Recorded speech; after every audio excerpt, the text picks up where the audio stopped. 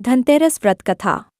एक बार की बात है, यमराज ने अपने सभी दूतों को बुलाया और उन्हें वहीं पर रहने के लिए कहा। कुछ समय के बाद वहां पर यमराज आए और अपने दूतों से पूछते हैं कि हे प्रिय दूतों, मैं आपके कार्य से बहुत प्रसन्न हूँ, पर मैं यह जानना चाहता हूँ कि जब आप लोग किसी के प्राण लेकर आते हैं तो आपको उन लोगों के लिए दया नहीं आती है क्या?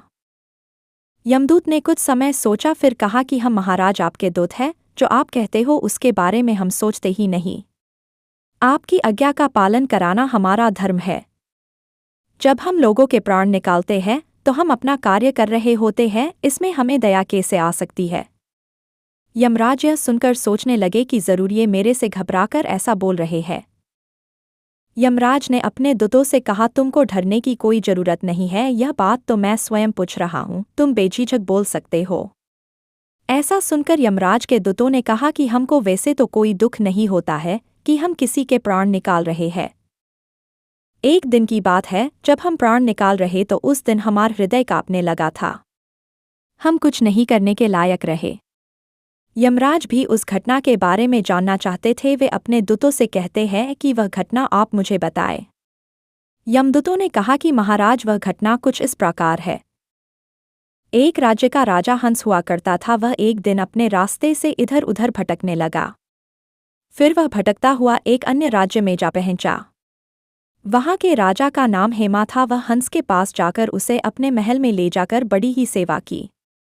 हेमा नाम का राजा हंस का बड़ा सत्कार किया था।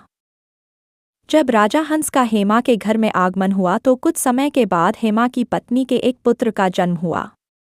राजा हेमा पुत्र पाकर बहुत ही प्रसन्न हुआ। उसने पूरे राज्य में मिठाई बांटने के लिए अपने सैनिकों को भेज दिया।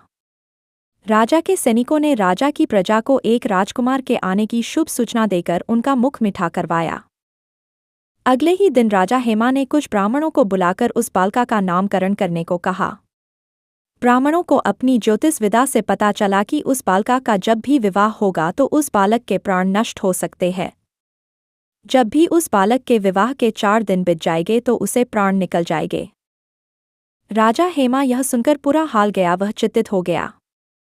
तब राजा हेमा ने उस बालका को ब्रह्मचारी का जीवन जीने के लिए एक यमुना नदी के तट पर गुफा हुआ करती थी वहां पर भेज दिया और अपने राज्य के सभी लोगों को यह सूचना पहुंचा दी कि कोई भी कन्या उस बालक के आगे नहीं आएगी।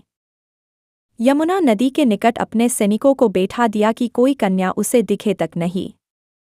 समय बीतता गया और एक दिन एक कन्या उस ब्रह्मचारी बालक के सामने जा पहुंची और दोनों ने विवाह कर लिया। वह कन्या कोई और नहीं थी, वह राजा हंस की ही पुत्री थी। एक एक करके 3 दिन बीत गए थे। जब अगला यानी चौथा दिन आया तो उस बालक के प्राण निकल गए। ऐसा कहकर यमदूत ने अपने महाराज यमराज से कहा कि वे बहुत ही सुंदर थे। उनकी जोड़ी कामदेव तथा रति के समान ही थी। उनकी जोड़ी संसार की सबसे अच्छी जोड़ी थी। उनके बारे में सोचकर ही हमारा हृदय कांप उठता है। उसके बारे में सुनकर यमदेव की आंखों में भी आंसू आ गए। यमराज ने कहा कि इस तरह के कार्य को हमें करना ही पड़ता है, इसे कोई नहीं रोक सकता है, यह तो विधि का विधान है।